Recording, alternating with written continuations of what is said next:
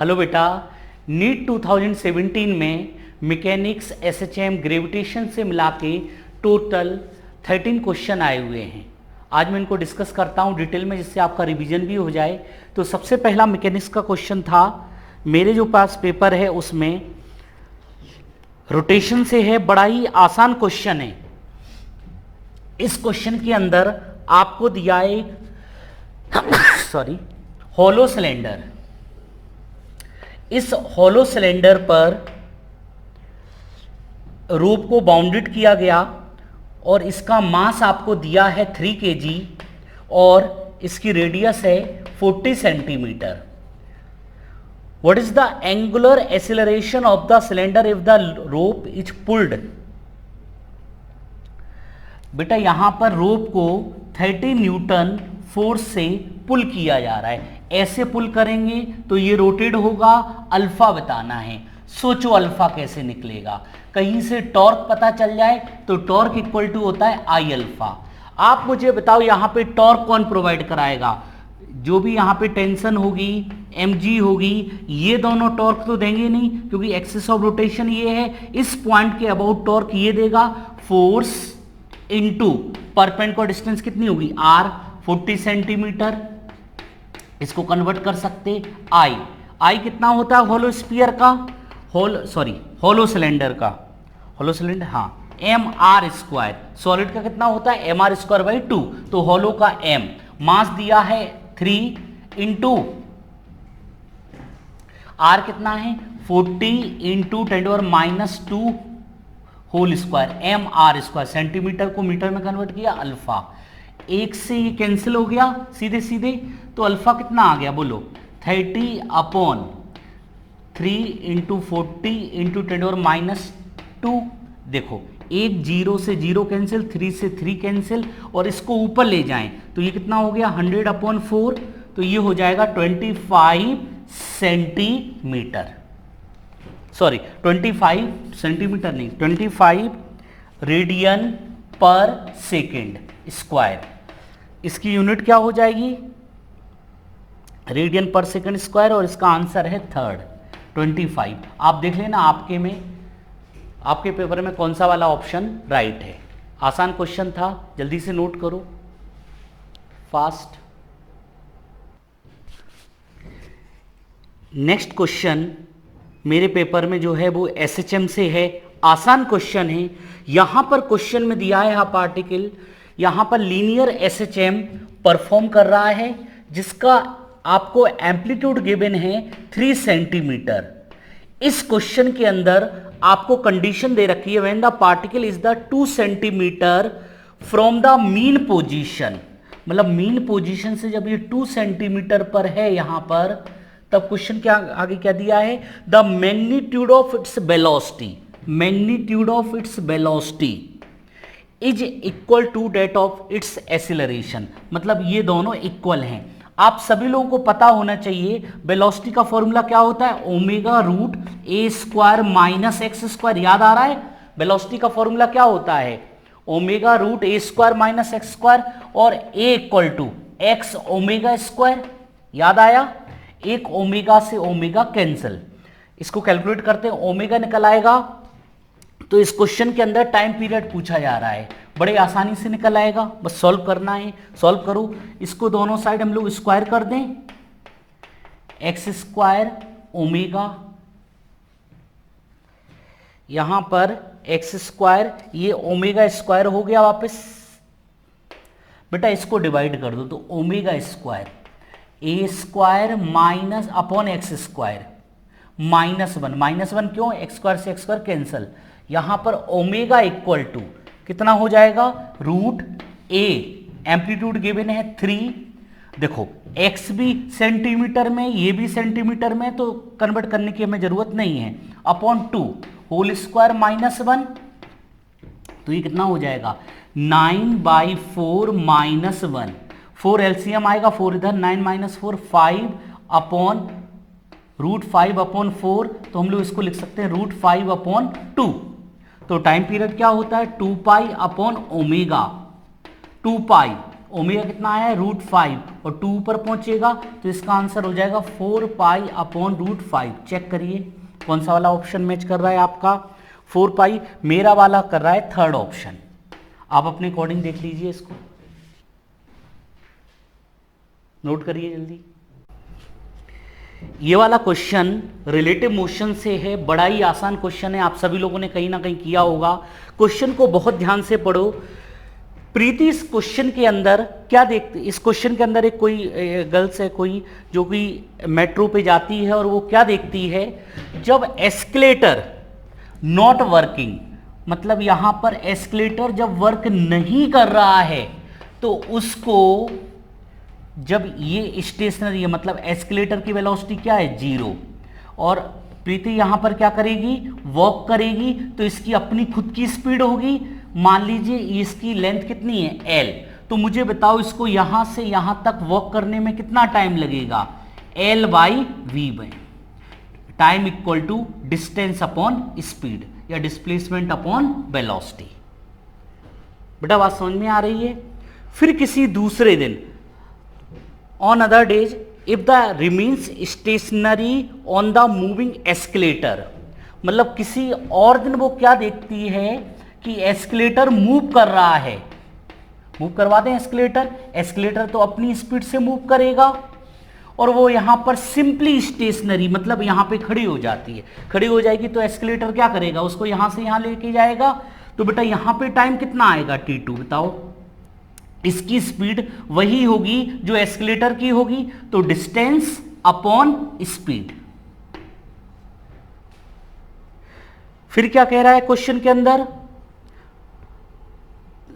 The time taken by her to walk up on the moving escalator. क्या मतलब है इसका, जब वो खुद ही इस पर, आप लोग कभी कभी मॉल जाते हो, मॉल में क्या देखते हो कि एस्केलेटर भी जा रहा है और कोई पर्सन भी इस पर वॉक करना स्टार्ट कर दिया, तो आप मुझे बताओ इसकी स्पीड बढ़ जाएगी, यस और नो।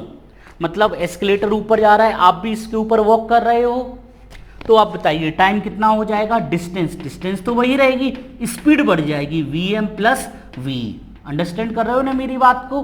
L अपॉन Vm किसके इक्वल है, यहां से क्या पुट कर सकते हो L अपॉन T1 और यहां से L अपॉन T2। बेटा V कितना हो जाएगा L अपॉन T2, तो T3 कितना आ जाएगा L, इसमें से L कॉमन ले लो और इसमें एलसीएम लो। एलसीएम क्या आएगा T1 T2, बेटा ये इस तरफ जाएगा T2 प्लस T1, इससे कैंसिल हो जाएगा, तो टाइम T3 कितना हो जाएगा T1 T2 upon T1 plus T2। देखिए जरा कौन सा आंसर आ रहा है इसमें। मेरे वाले पेपर में थर्ड वाला ऑप्शन राइट है, नोट करिए जल्दी से।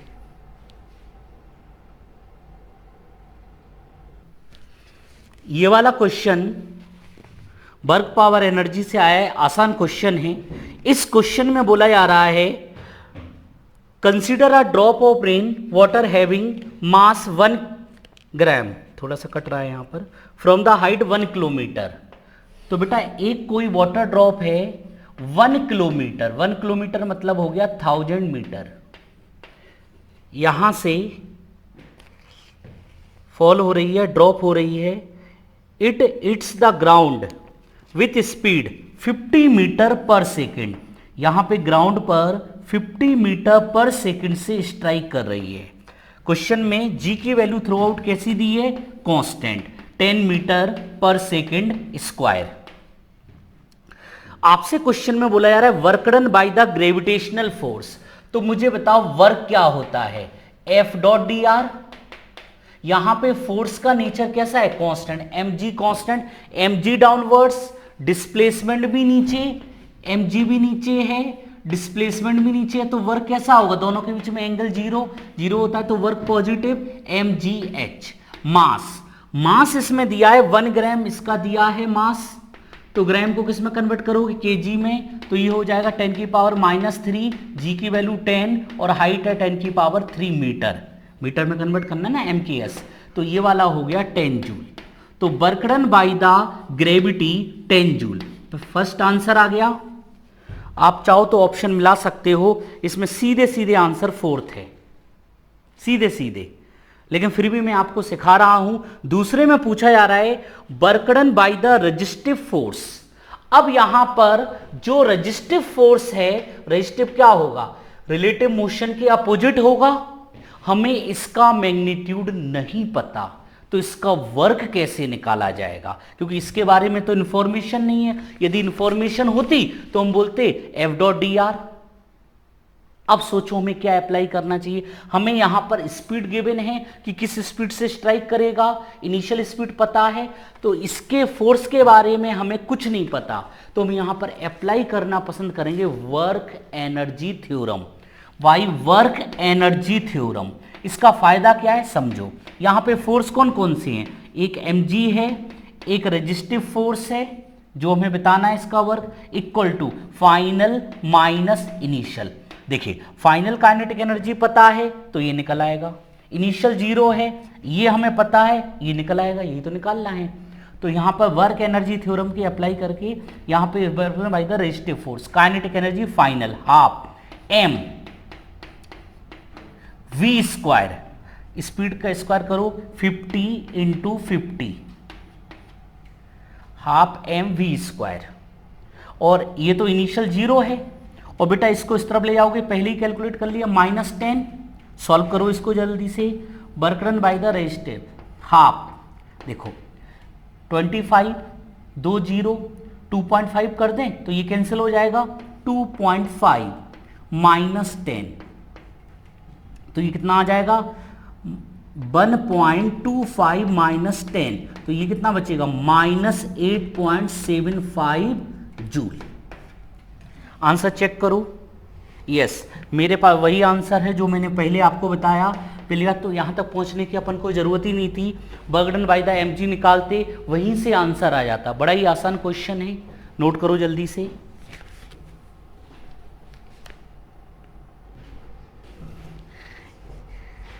इस क्वेश्चन के अंदर आपसे बोला जा रहा है which of the following statements are correct.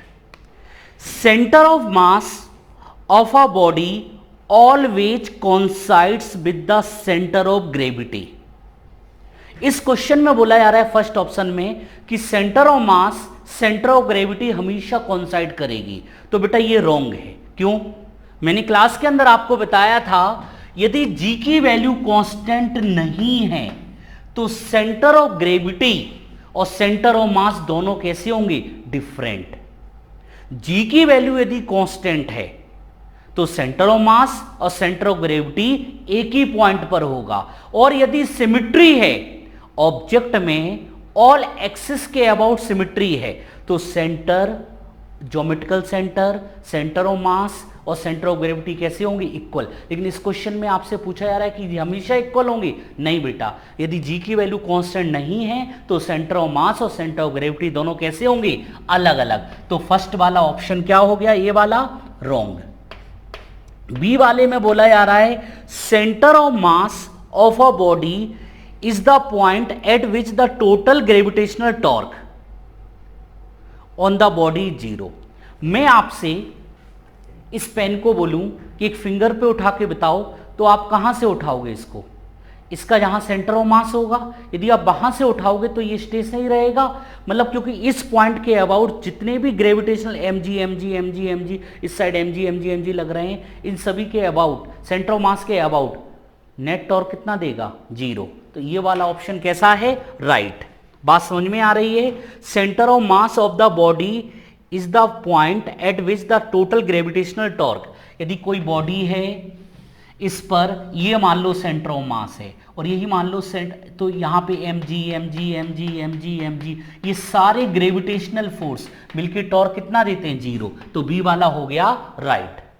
सी वाला कपल, कपल किसको बोलते हैं, इसको बोलते हैं कपल। बोलो यस सर। अब जरा देखो क्वेश्चन में क्या बोला जा रहा है, couple on the body produce both translation and rotational motion. गलत। मुझे बताओ, इस पे नेट फोर्स तो 0 हो गया लेकिन नेट टॉर्क 0 नहीं है। देखो फोर्स से फोर्स कैंसिल, ये इस तरफ रोटेट करवाएगा, ये इस तरफ, तो टॉर्क 0 नहीं है। तो कपल ट्रांसलेशनल रोटेशनल दोनों नहीं देंगे, एक देगा ओनली रोटेशन। तो इसलिए सी वाला भी क्या हो गया, wrong.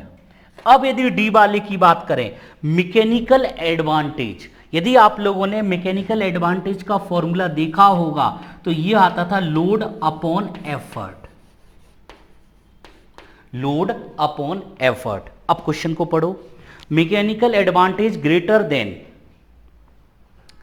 1 means small efforts can be used to a lift large load. बिल्कुल सही बात है, ये स्मॉल होगा ये लार्ज होगा तभी तो इसकी वैल्यू ग्रेटर देन 1 आएगी। ये वैल्यू ग्रेटर देन 1 कब होगी, जब ये स्मॉल होगा और लार्ज लोड होगा। तो इसलिए सी वाला डी वाला भी राइट है। तो आंसर यहां पर हो गए, आंसर ये वाला स्टेटमेंट राइट है, कौन सा, सॉरी ये वाला राइट है और ये वाला, तो मेरे वाले ऑप्शन के अकॉर्डिंग फर्स्ट वाला राइट है। आप अपने हिसाब से देख लेना कौन कौन सा राइट है, नोट करिए, समझिए इसको। ये वाला क्वेश्चन ग्रेविटेशन से आया हुआ है। The acceleration due to gravity at a height 1 kilometre above the earth is the same H at a depth D. क्या मतलब है, हाइट पर और डेप्थ पर दोनों जगह जी की वैल्यू कैसी आ रही है, 1 किलोमीटर पे सेम आ रही है। तो आप मुझे बताओ, आपको याद है हाइट के फॉर्मूला, जरा देखो, यदि h की वैल्यू वेरी स्मॉल है तो आप लोगों ने बाइनोमियल अप्रोक्सीमेशन लगा के ये वाला फॉर्मूला ड्राइव किया था। और डेप्थ के लिए ये तो एवरग्रीन है, क्या होती थी 1 माइनस डी बाई आर। आपसे क्वेश्चन के अंदर क्या बोला जा रहा है, the acceleration due to gravity at a height 1 kilometre, 1 kilometre height पर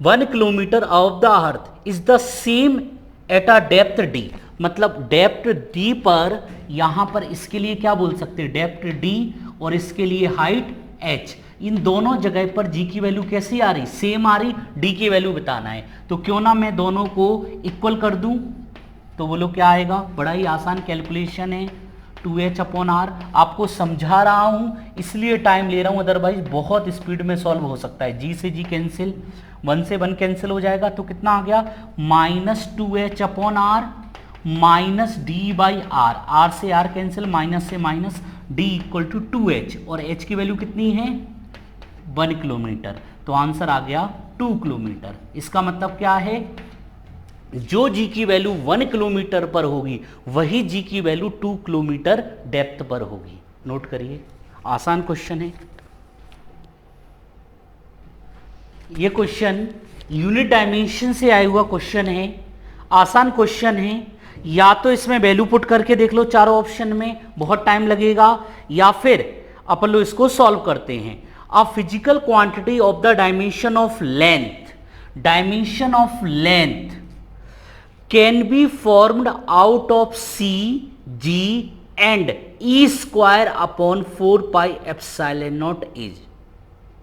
आपको इसके टर्म्स में बताना है। तो सबसे पहले किसके टर्म्स में, लेंथ सी की पावर क्या मान लें x, फिर दिया है जी की पावर क्या मान लें y, और फिर क्या दिया है E square upon 4 pi epsilon naught की पावर z ले लें।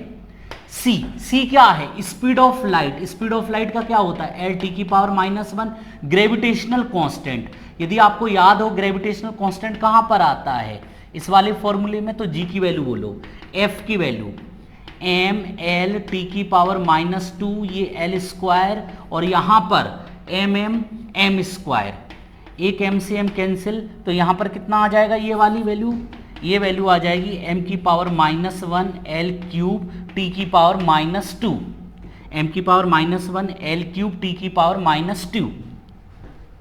इसको ध्यान से देखो तो ये वाला फॉर्मूला कहाँ आता है, 1/4 pi epsilon naught Q1 Q2 upon R square. तो ये ई स्क्वायर हो गया, तो ये वैल्यू अपने आप में किसके इक्वल है, जल्दी बताओ, 1/4 pi epsilon not E square, ये अपने आप में है एफ आर स्क्वायर, और फोर्स का क्या होता है एम एल टी की पावर -2, और एल स्क्वायर तो ये एल क्यूब हो जाएगा।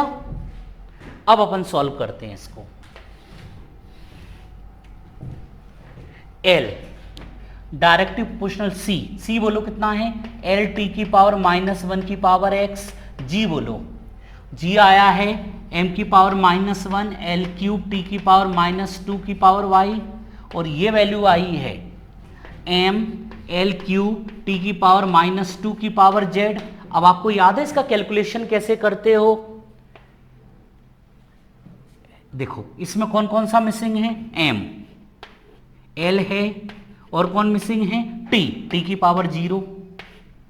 मुझे बताओ यहां पे m कहां कहां आया, इसमें आया नहीं, m की पावर -1 -y, और ये m की पावर प्लस ये z हो जाएगा। अब आते हैं l, l देखो कहां है, यहां पर l की पावर x, क्योंकि इसकी पावर 1 × x, x यहां पर +3y, यहां पर +3z, इसके बाद है t, t देखो कहां कहां आया है, -x -2y -2z। आप इसको और जल्दी भी सॉल्व कर सकते हो, बस जस्ट कैलकुलेशन आपको बता रहा हूं मैं। यहां पर m की पावर 0 = -y + z, तो यहां पर y = z, पहली इक्वेशन आ गई। दूसरा l, x + 3y + 3z = 1, और y = z है, तो क्यों ना मैं इसकी वैल्यू पुट कर दूं पहले, तो x + y पुट करूं तो ये कितना हो जाएगा, 6y = 1, इक्वेशन 1 मान लेते हैं इसको। और फिर t वाला देखो, t वाला क्या है, -x -2y -2z = 0, और इसमें भी z की वैल्यू पुट कर दूं तो -x, और ये कितना हो जाएगा, -4y = 0। तो यहां पर x + 4y = 0, माइनस कॉमन ले सकते हैं, इसको इक्वेशन नंबर 2 दे सकते हैं, 4y = 0, माइनस करो तो x से x कैंसिल, ये कितना बचा, 2y = 1, तो y = 1/2, फर्स्ट वैल्यू आ गई, और y की वैल्यू 1/2 है तो z के इक्वल भी है, तो z भी आ गया। x चाहिए, इसमें पुट करूं x + 4, y की वैल्यू 1/2 = 0, इसको उस तरफ ले जाओ तो x = हो गया -2। अब वैल्यू पुट करो इसमें, तो आंसर क्या आएगा, l directly proportional c, c की पावर x, x मतलब -2, g पावर कितना है y, y की पावर 1/2, और ये पूरा e² अपॉन 4πε0, इसकी वैल्यू भी कितनी आई है, 1/2। अब देखो आंसर कौन सा मैच कर रहा है, c की पावर मेरे वाले में फर्स्ट ही ऑप्शन मैच कर रहा है, सेकंड नहीं करेगा, थर्ड भी नहीं करेगा, फोर्थ, मेरे वाले में फर्स्ट कर रहा है। आप लोग चेक कर लो, ये आंसर आ रहा है, आप लोग इसको चेक करना, मेरे वाले पेपर में फर्स्ट वाला आ रहा है, नोट करिए जल्दी से। ये क्वेश्चन बड़ा ही आसान क्वेश्चन है, ये सर्कुलर मोशन से पूछा जा रहा है। आपसे क्वेश्चन में दिया है one end of the string length is connected to the pack of mass, sorry to a particle, मेरे में ये थोड़ा सा कट रहा है यहाँ पे, to a particle of mass m and other end is connected to a pack on the smooth horizontal table. यहाँ पर पार्टिकल स्ट्रिंग की एक एंड से कनेक्ट है, दूसरा पैक, मतलब कोई भी ये पॉइंट मान लो यहाँ पर इसको, if the pack moving in a circle with speed v, speed v से हॉरिजॉन्टल, ये मैं वर्टिकल जैसा दिखा रहा हूं जस्ट आपको रियलाइज कराने के लिए, speed v, the net force on the particle towards the centre, t represents the tension of the string. आप मुझे बताओ इस पर कौन कौन सा फोर्स लगेगा, एक लगेगा टेंशन, नॉर्मल रिएक्शन mg को सिंपली बैलेंस करेगी, और कोई फोर्स। इस क्वेश्चन के अंदर बेवकूफ बनाने के लिए नेट फोर्स में सेंट्रीपिटल को भी काउंट किया गया। याद रखना, जो सेंट्रीपिटल एक्सीलरेशन होता है, जो सेंट्रीपिटल फोर्स होता है, वो इफेक्ट में आता है। कहां पर आता है, इफेक्ट। जब ये फोर्स लगेगा तो इसके वजह से आपको सेंट्रीपिटल मिलेगा। तो मतलब ऐसा नहीं कि मैं आपके पास आया, आपको 10 रुपए दिए, आपने मुझे कोई चीज चेंज करके दे दी, क्या दोनों मिला के डबल हो जाएंगे? मेरे पास तो क्या डबल हो जाएगा पैसा। आप मेरी बात समझने की कोशिश करो, यहां पर टेंशन लग रही है तो यही इसको सेंट्रीपिटल प्रोवाइड करवाएगा, तो T इक्वल टू हो जाएगा mv²/r। मतलब इस पार्टिकल पर या तो ये फोर्स लगेगा या फिर हम लोग बोल सकते यही फोर्स इक्विवेलेंट किसके, mv²/r। तो यहां पर बताइए कौन सा आंसर हो जाएगा, answer is T, only T। T क्यों, फिर से फोर्स तो ये लग रहा है, इसके वजह से ये आ रहा है, इसके वजह से ये आ रहा है, ठीक है ना। टेंशन यहां पर सेंट्रीपिटल प्रोवाइड करवा रही है। इस क्वेश्चन के अंदर बेवकूफ बनाने के लिए क्या है, बच्चा क्या सोचेगा, सर टी भी लग रहा है सेंट्रीपिटल भी लग रहा है, तो कभी आपने ऐसे किया है T plus centripetal equal to देश कुछ नहीं, बिल्कुल नहीं किया है। Net force equal to mv²/r लिखते थे, तो नेट फोर्स यहां पर कितना है, T इक्वल टू mv²/r, तो आंसर कितना हो जाएगा, T। नोट करो, बहुत ही आसान है इसको। ये क्वेश्चन आप सिंपल हार्मोनिक मोशन से बोल सकते हो। इस क्वेश्चन के अंदर एक स्प्रिंग है, इसका कांस्टेंट के दिया, स्प्रिंग कांस्टेंट के गिवन है आपको। Cut into length of ratio, इसको 1:2:3 के रेशियो में कट किया। मान लो इसकी लेंथ x1 है, इसकी लेंथ x2 है, इसकी लेंथ x3 है। तो मुझे बताओ ये k1, k2, k3 निकालना है। वैसे तो बहुत शॉर्टकट में मैं आपको काफी डिटेल में बताता हूं। आप सब लोगों को पता है kl इक्वल टू क्या होता है, constant, means k1 L1 equal to k2 L2। तो मुझे बताओ इसका, आपको रेशियो की बात करें तो x1/x2 किसके इक्वल है, 1:2। x1/x3 का रेशियो कितना है, जल्दी बताओ, x1/x3 इनका रेशियो है 1:3। तो अपन सॉल्व करते हैं। सबसे पहले इसके लिए k1, इसकी लेंथ कितनी है, x1 इक्वल टू टोटल की, टोटल लेंथ कितना हो जाएगा, x1 plus x2 plus x3।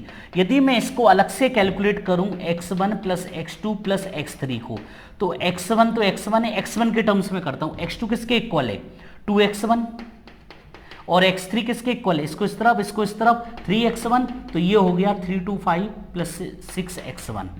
तो बेटा ये हो जाएगा k1x1 equal to 6x1 into के तो है ही, इससे कैंसिल हो गया, तो k1 की वैल्यू आ गई 6k। बेटा बात समझ में आ रही है, और भी आसान कर सकते हैं शॉर्टकट में, लेकिन मैंने आपको डिटेल में बताया कि आप भूल गए हो तो कैसे क्वेश्चन को।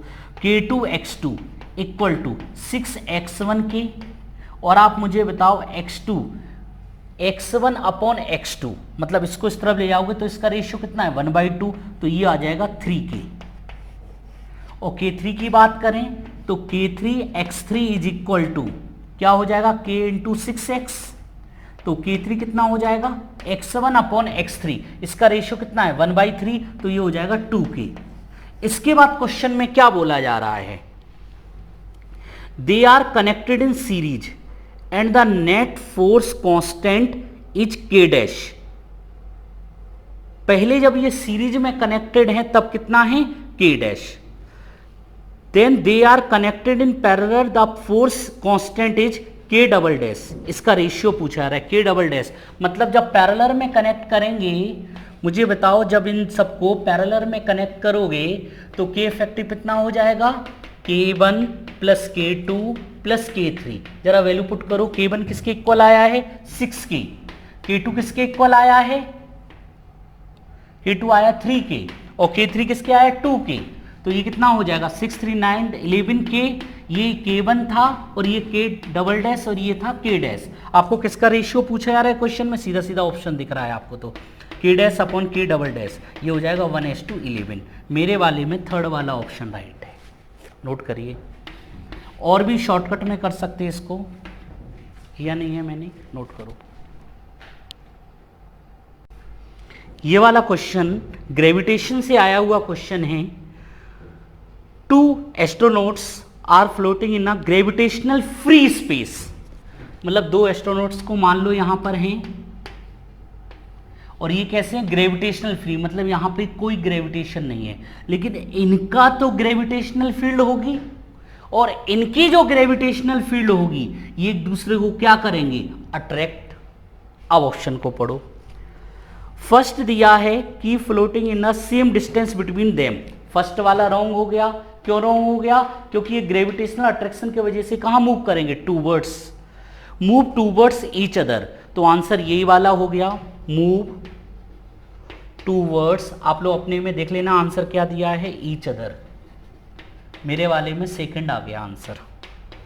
Move away from the each other, ये तो होगा ही नहीं। विल बिकम स्टेशनरी, स्टेशनरी हो नहीं सकते क्योंकि अपनी ग्रेविटेशनल फील्ड होगी जिसके वजह से ये अट्रैक्ट करेंगे। नोट करो।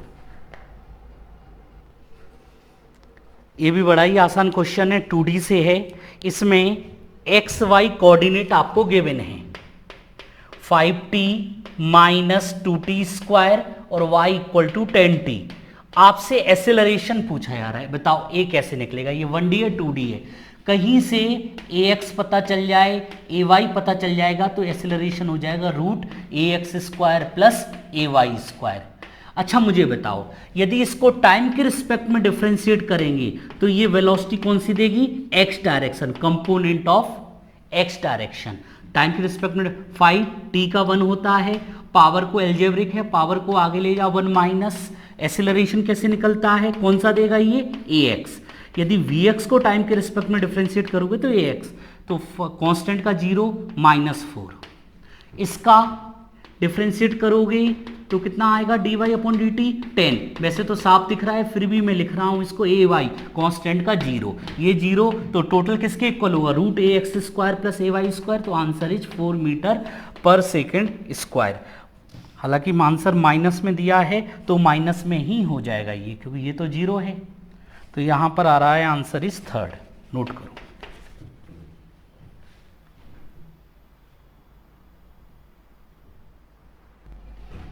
ये क्वेश्चन एनएलएम से आया हुआ क्वेश्चन है, बड़ा ही आसान क्वेश्चन है, क्लास में करवाया था आपको। देखो, 2 blocks A and B of mass 3m m, ये सब दिया है। क्वेश्चन को आप रीड करो। The magnitude of acceleration of A and B immediately after the string is cut, इसको कट किया। तो ऐसे क्वेश्चन में सबसे पहले इक्विलिब्रियम फाइंड करो। मुझे बताओ यहां पे टेंशन किसको बैलेंस करेगा, एट इक्विलिब्रियम। कहां की बात कर रहा हूं मैं, एट इक्विलिब्रियम। टेंशन बैलेंस करेगा mg को, और यहां जो स्प्रिंग फोर्स होगा वो किसके इक्वल होगा, 3mg m प्लस t, और tmg के इक्वल तो हम सीधा इसको एक मान के भी कर सकते हैं, 4mg। अब क्या किया, अब इस क्वेश्चन के अंदर स्ट्रिंग इज कट कर दिया। जब इससे कट कर दिया स्मॉल m को, तो आप मुझे बताओ इसमें टेंशन 0, सिर्फ mg बचा, तो इसका एक्सेलरेशन ओनली क्या आएगा, g। कैसे, mg equal to m, m से m cancel, mg equal to m ab। अब मैं इसकी बात करूं a वाले की, तो मुझे बताओ a पर कौन कौन से फोर्स लग रहे हैं। एक तो लग रहा है mg, एक लग रहा है स्प्रिंग फोर्स, और यहां पे टेंशन तो कट हो गया। आप मुझे बताओ इन दोनों में से कौन ग्रेटर है, ये वाला ग्रेटर है क्योंकि इसका मैग्नीट्यूड 4mg, तो ये कहां जाएगा, अपवर्ड्स। तो क्या बनेगी, kx0 minus 3mg equal to ma, 3ma। kx0 किसके इक्वल है, 4mg minus 3mg equal to 3ma। तो मुझे बताओ a की वैल्यू कितनी आएगी, ये mg बचेगा, m से m cancel, g/3 upwards. Answer check करो। ए, इसको लिया था, कौन सा ब्लॉक है ये ए है और ये बी है। बी वाले का आया है g/3 और ये g, तो आंसर यहां पर हो जाएगा g/3g। मेरे वाले पेपर में सेकंड आ रहा है, आप देख लेना। पहले या तो ऑप्शन ऐसा नहीं फर्स्ट भी है, तो बेटा कंफ्यूज मत हो जाना, देख लेना किसका कौन सा वाला है। नोट करो। ये वाला क्वेश्चन रोटेशन से आया हुआ है, बड़ा ही आसान क्वेश्चन है। इसके कैलकुलेशन आपने 3 जगह देखे थे, मैं याद कराता हूं। 2 डिस्क हैं जिनके मूवमेंट ऑफ इनर्शिया सेम है, एंगुलर वेलोसिटी ω0 ω2 से रोटेट हो रहे हैं सेम डायरेक्शन में। इसको उठा के इस पर रख दिया मैंने। जब इसको उठाकर हम इस पर रखेंगे तो क्या होगा, इन दोनों के बीच में कहीं ना कहीं फ्रिक्शन होगा, जो फ्रिक्शन एक का ओमेगा बढ़ाएगा और एक का ओमेगा कम करेगा। कब तक? जब तक कि दोनों के ओमेगा सेम ना हो जाए। आपको याद है जितना टॉर्क इसके ऊपर एक्ट करेगा इक्वल एंड अपोजिट दोनों के ऊपर, यहां पे नेट टॉर्क जीरो होगा। नेट टॉर्क जीरो है लेकिन यहां पर एनर्जी कंजर्व नहीं है, क्योंकि यहां पे फ्रिक्शन फोर्स ही इनकी ओमेगा 1 को कम करेगा, ओमेगा 2 को बढ़ाएगा। कब तक? जब तक कि दोनों के ओमेगा सेम ना हो जाए। जिस समय दोनों के ओमेगा सेम हो जाएंगे उस समय फ्रिक्शन लगना बंद हो जाएगा। क्यों? फ्रिक्शन कब लगता है? रिलेटिव मोशन हो, रिलेटिव मोशन की टेंडेंसी हो या रिलेटिव मोशन हो। इस वाले स्टैंड पर दोनों ही खत्म हो जाएंगे, ना तो रिलेटिव मोशन होगा ना रिलेटिव मोशन की टेंडेंसी। तो इस वाले कंडीशन में फ्रिक्शन गायब, तो एनर्जी लॉस होना बंद हो जाएगी। तो एनर्जी कब तक लॉस होगी? जब तक कि दोनों के ओमेगा सेम ना हो जाए। यहां पे एंगुलर मोमेंटम कंजर्व होगा, बोलो यस। यदि मैं इसका कैलकुलेशन एंगुलर मोमेंटम कंजर्वेशन बनाऊं, I1 omega 1 plus I2 omega 2, आई तो दोनों के सेम है, इक्वल टू 2i क्यों लिखा मैंने? I1 प्लस I2, ओमेगा निकल आया। आपको याद हो इसका कैलकुलेशन कुछ ऐसे ही मिलता है। चलो अच्छा इनिशियली और लिख देते हैं। लॉस इन काइनेटिक एनर्जी कैसे निकालोगे? Half I omega 1 square plus half I omega 2 square, final kinetic energy half I plus I omega square. Loss के लिए लॉस इन काइनेटिक एनर्जी कैसे निकालते हो? जल्दी बताओ। Initial minus final. और यदि आपको याद हो इसमें से इसको माइनस करोगे तो ऐसा कैलकुलेशन आपने कैपेसिटर के अंदर और loss in kinetic energy in perfectly inelastic collision में देखा था। वहां पे याद है m1v1 plus m2v2 equal to m1 plus m2v, half m1v1 square plus half m2v2 square minus half m1 m2v square आया था। तो कैलकुलेशन में याद करो क्या आया था? लॉस इन काइनेटिक एनर्जी का formula half m1 m2 upon m1 plus m2v1 minus v2 whole square, वही वाला है। या तो मैं सॉल्व करके या तो सिंपल सा वैल्यू पुट कर दो, आंसर आ जाएगा। तो हाफ ये शॉर्टकट वाला है जो मैंने बताया, ये तो जस्ट रिकॉल कराने के लिए, यदि आपको दिमाग में होता, ये क्लास के अंदर बताया था। हाफ m1 m2 की जगह क्या आएगा? I upon I1 plus I2 omega 1 minus omega 2 whole square. तो मुझे बताओ एक आई से I cancel, half I omega 1 minus omega 2 whole square. Option 2 2 जा 4 हो जाएगा बेटा ये। अब ऑप्शन मैच कराओ।